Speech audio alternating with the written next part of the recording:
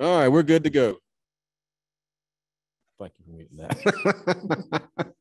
Good afternoon. Thanks for being here. I know it's late in the evening, but we had one important aspect of this bill we'd like to have a conversation about today. And before we get started, Representative Gullett, would you say a word of prayer for us? What's your number there? Bow your heads. Thank you. Father God, thank you for this day. Thank you for the beautiful weather, the ability to be here together. Bless the families in this room and bless the people in this room and the testimony. Give us the ability to make the best decision in your eyes. And we just don't deserve you, Lord. Thank you for everything you give it to us. In your name we pray, amen. Thank you, sir. Appreciate that. And today we have Mr. Will Wilson from McNeil Sports and Wilson out of Waycross. Thank you for being here today, and we'll turn the floor over to you. Thank you all for taking the time to hear my testimony today. Today I'm coming to you as an insurance broker that represents several utility construction companies throughout the state. And, as an insurance broker, we're not an insurance company. So, I work with business owners in developing a risk management program, placing their insurance coverage, and then some ongoing guidance, dealing with claims, so on and so forth throughout the year. And through the past several years, we've had numerous types of utility damage hits that, I feel like are somewhat of a byproduct to the current system that we've got in place. And quite frankly, I think would be further exacerbated by extending out the time to 72 hours in order for a locate request to be handled. As I'm sure y'all have heard from many of the different construction companies, that the normal locate request process as it is today, they're not being done on time. There's a lot of them that are the timeliness of them, the accuracy of them is simply not being met. We all know that construction companies are on a very tight schedule. If they don't get jobs done in a timely manner, they can face liquidated damages. They're getting a lot of pressure to get jobs done in a timely manner. Everybody's trying to get utilities underground. We've got more utilities underground today than we did 5 years ago, more so 10 years ago, so on and so forth. And I feel if the pressure gets extended and the locate companies are given more time, that a contractor's got a tough decision to make.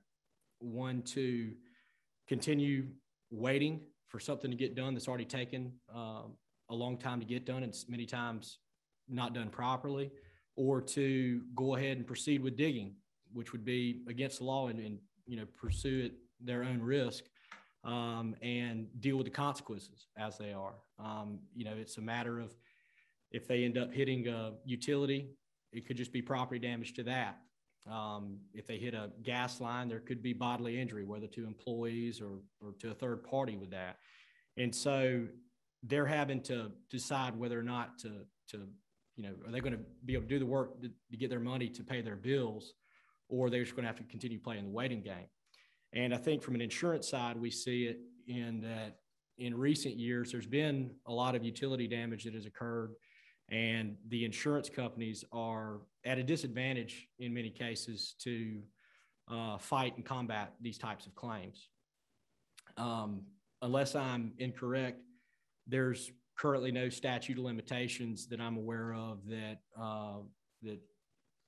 prevents utility companies from coming on down the line a year, 2 years, 3 years after a damage has been made to bill the contractor for the damages that they caused.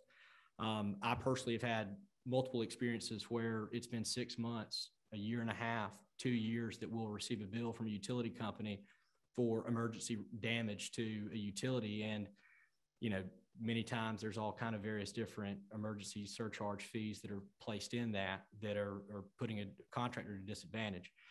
That being said, I feel like to a certain extent that with the locates right now not being done in a timely manner, that an extension is to a certain extent a reward of bad behavior. The fact of the matter is that construction companies, they don't get extra time to do their jobs. They're having the same workforce constraints that the locating services companies are having. It's hard to find labor. You're having to pay more money. You're having to increase your employee benefits, so on and so forth. But contractors aren't getting any additional time to complete their job. So my question would be, why would it be fair to give a locating service company additional time to complete their job? Presumably all of this information was known prior to them accepting their contracts. And so, after these hits are made, I feel that many of the utility construction companies are your small to mid-sized businesses. They don't have near the amount of resources that some of the large utilities do to combat these types of damage that they cause. And that being said, let's see, just going through some of my notes here.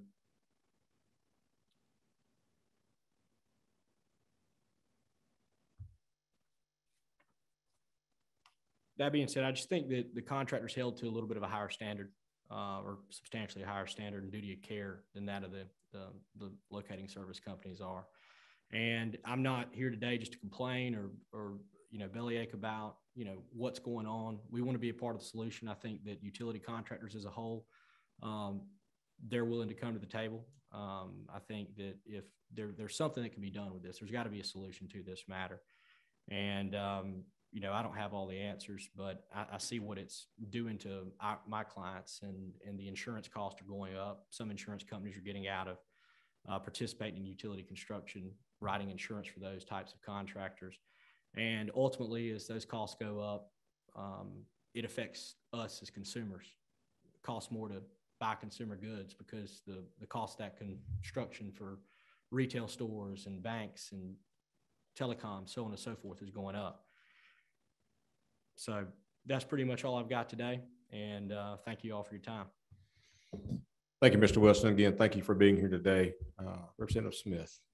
Yeah, Will, and I'm not trying to put you on the spot, but just thinking as you're talking, how hard is it to find an insurance company or insurance broker to cover utilities? Is that a challenge in the state of Georgia, or are there adequate insurance companies, I wonder, to cover those services? I think there's adequate insurance companies out there to do it. Yeah. I don't think it's necessarily a challenge. I wouldn't say that, but I would say across the board, you're probably seeing costs going up.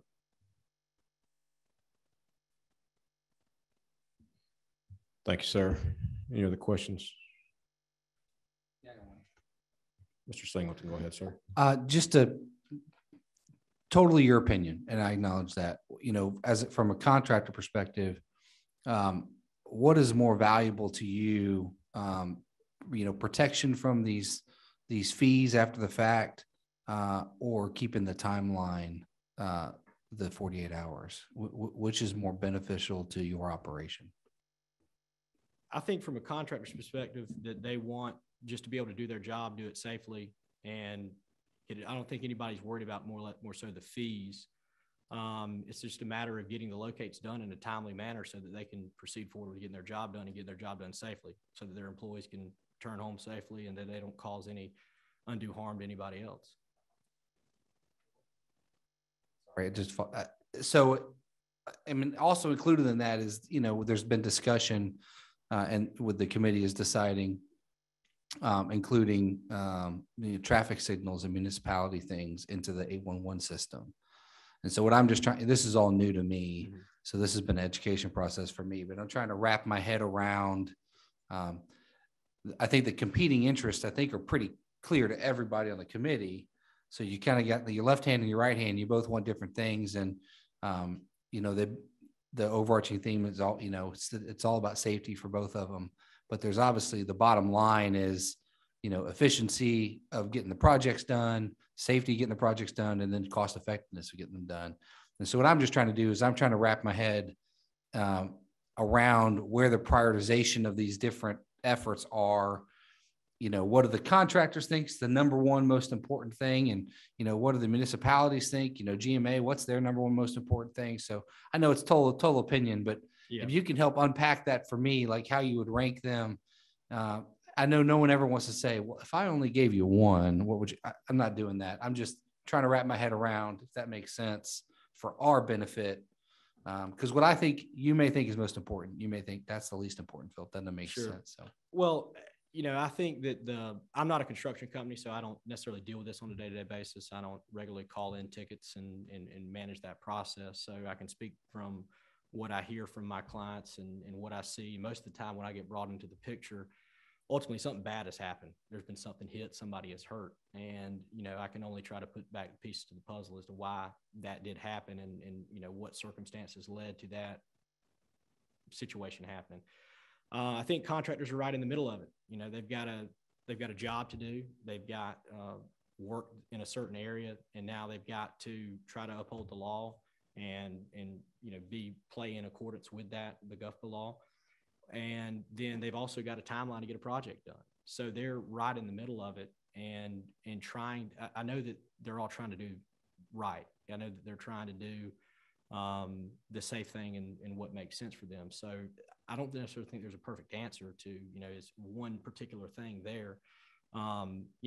We hear a lot about from some of the various, my colleagues that are construction clients and whatnot, that they hear from locating companies that there's a workforce development issue, that there's not enough staff out, the training, so on and so forth. We're all having that issue in today's environment. And so, the construction companies are figuring it out. We're figuring it out in other business areas.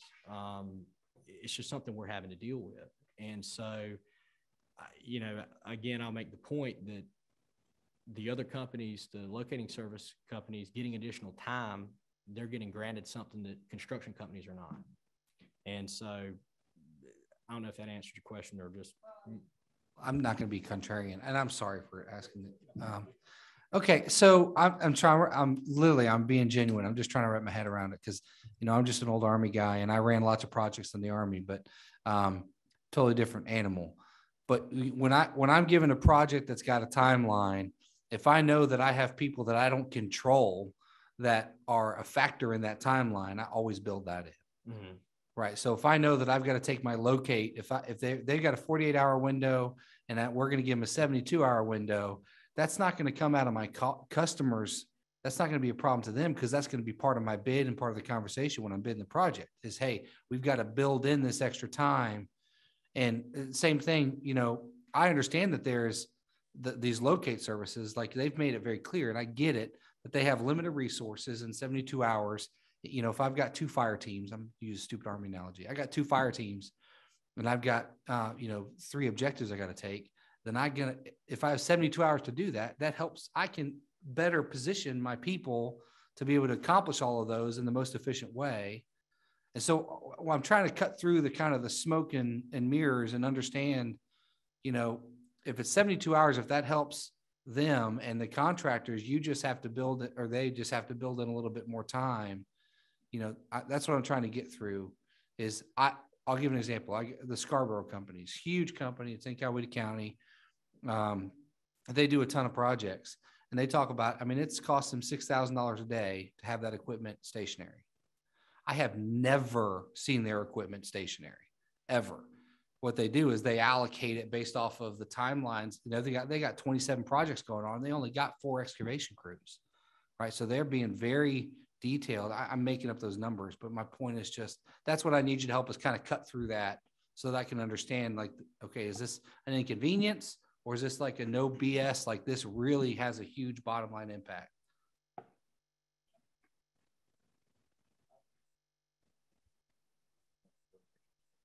And I hear you.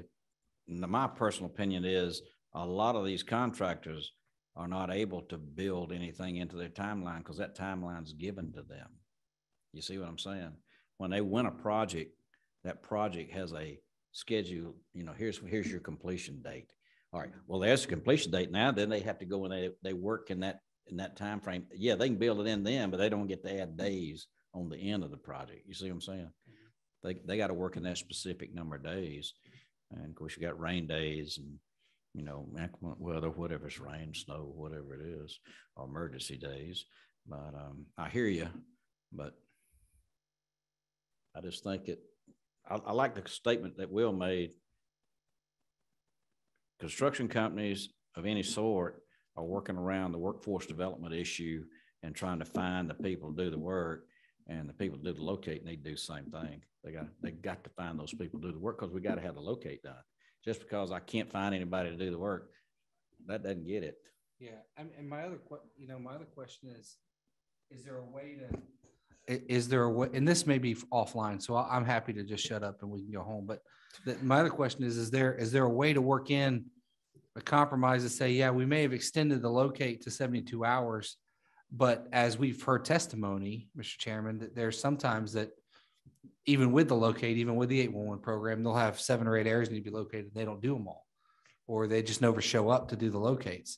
Well, in that case, then they should be protected liability wise. If they then hit something, that's not on them anymore. That's on the failed locate.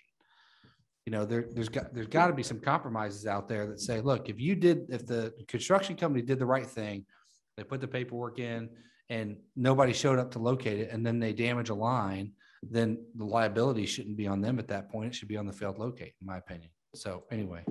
I think those are all questions that we're here to try to answer in developing legislation to fix those issues. Mr. Gullett. Yeah, I just have a quick question. It's not even necessarily for you, Will. It's just, we passed the bill this past year, right? And it was a compromise bill as far as I understand it. And the compromise was, it was 48 hours. And then we come to the study committee and we're talking about things.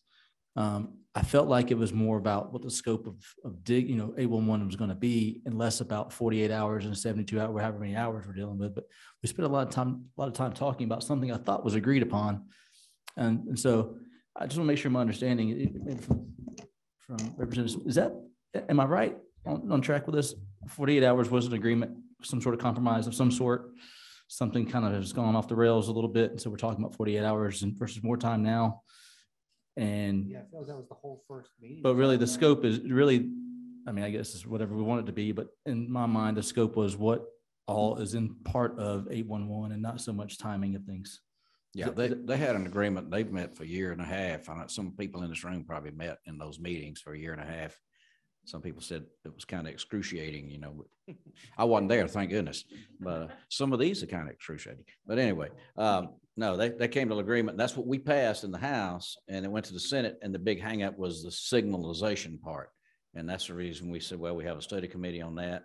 But then things got a little bit convoluted because it was added to the bill. So I just held the bill. I didn't want to pass something in there with that the associations together didn't agree to. So that's kind of where we are now. Okay, thank you. Thank you, Representative Smith. Mr. Rick Lawn had a question, but we're having some technical difficulties getting him to zoom in on the link. You want to see if he wants to? Is there a way to call him and put him up next to a mic, or? I'm here, Mr. Chairman, if you can hear me. Pull that mic over. Which one? Well, we're going to see if this will work. But, all right, Rick, go ahead. Yeah. Can you hear me, Mr. Chairman? Yes, sir. Go ahead, Rick. Yes, I was just going to try and answer the previous question that had been asked about the 48 hours. This Georgia one call law has been 48 hours for the last 20 years. It was 72 hours before that. What was brought forth to the House last year to this committee, the bill that went through was not agreed to on the 48. The 48 versus 72 was one of the two issues that we were hoping to discuss here, or ways to deal with the increasing locate volumes. So it was not part of the consensus bill that was adopted by this committee last year and by the House. Thank you, Rick, for that clarification. No problem. Mr. Wilson, the one question that I had really comes down to, you made the comment of increased premiums and insuring. Can you give us an idea of what that looks like as a cost of doing business, how much that cost has escalated, given some of the issues we're trying to work through here? No, there's various different factors that are causing insurance premiums to go up in liability and whatnot. And I don't think that there is maybe one thing to point to in this matter being one of them. I think it's a part of numerous different things. So I don't necessarily think this has got a substantial impact on premium in particular.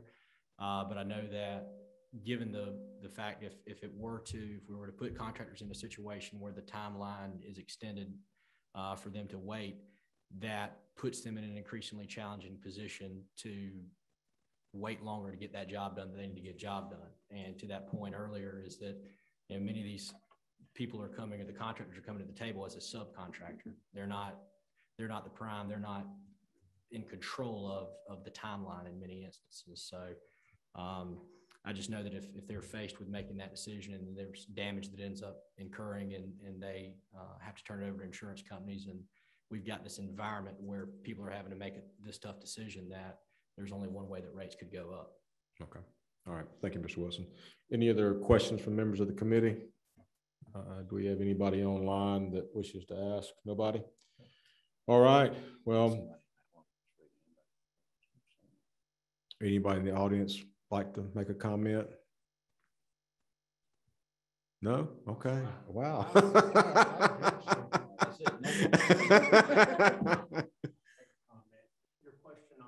Come on up. Hey, Mark, come on up here.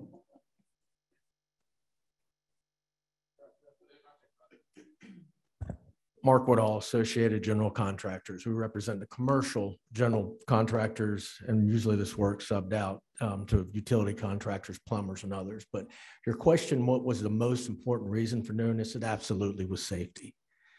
You hit a gas line, you got major issues. We did negotiate and debate again and again and again in the 48, 72 hours. I was one of the ones that was whining about being on those committees for all those meetings. But all I can tell you that we're I think the 8th or 9th largest state in the country. Only one other state in the top 9 does 72 versus 48. We pride ourselves as the #1 state to do business in the country, with having a good work environment and regulatory environment. And we're going the wrong way. There's not a single industry in this state that hasn't been impacted by COVID with supply chain issues and other issues. So everyone's a little off. But if we need to hire new locating services, let's do it. But let's not put our state, #1 state to do business, in the 25th percentile of states that do it in 72 hours. Be happy to try to answer any questions. Just ask a question on that. So when you talk about the safety, are you saying that with the 48 hours, it's my understanding they're not all getting done on time. Is that inaccurate? I think that's accurate. Okay, so your #1 concern is making sure that the locates are done correctly, right? That's where the safety issue plays in. That absolutely is a safety issue. Okay, I just want to make sure. Yes, sir. Thank you. Thank you. Thank you, Mr. Singleton.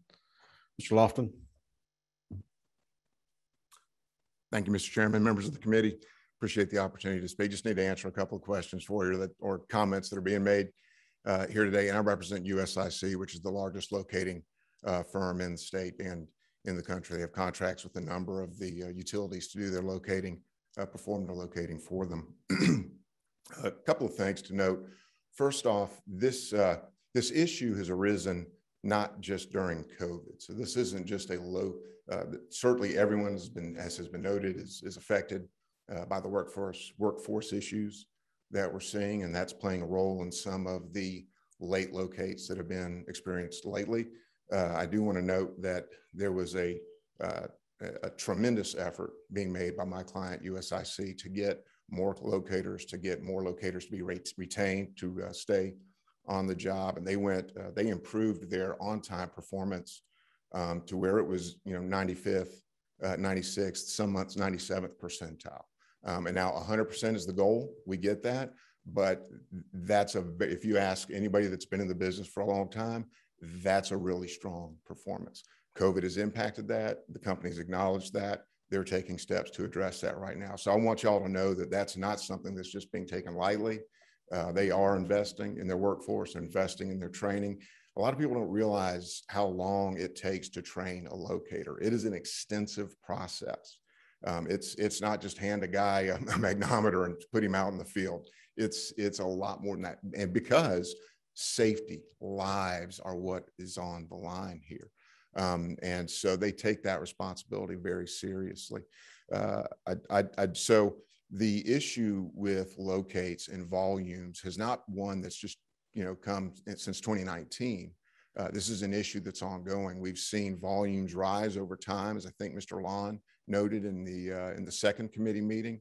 As everyone has agreed, there is more stuff in the ground. You know, it used to be that you went to a home or to a commercial site and you had one power line, you know, one water sewer line, you know, natural gas, that, you know, maybe, and that was it. And today you'll have 3 or 4 fiber lines stacked on top of each other, on top of the gas line, with some electricity possibly buried nearby. And so the locates have not, so there's not only more locates, but the locates are harder to do. They're more extensive. They take more time.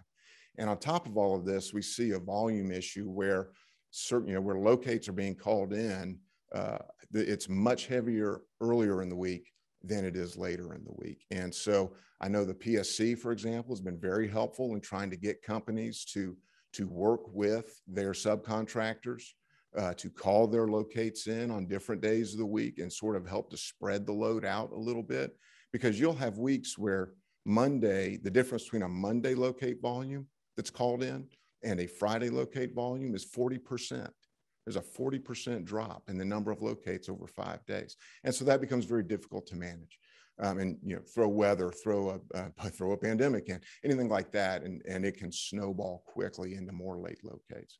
So what we're asking, what the group asked, first GUCC through that process, and it wasn't extensive. I don't know if it was a year and a half, certainly felt like a year and a half by the time it was over. And now what we're asking the study committee and eventually the General Assembly is to give us some help in the law to get to make some changes to recognize the new environment. I apologize, Mr. Chairman. I know you want to get this wrapped up.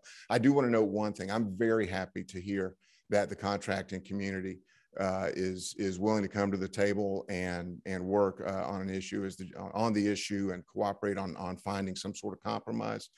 Very excited to hear that, and appreciate him bringing that to the committee and to the group. So with that, Chairman, I'll answer any questions or sit down as you prefer.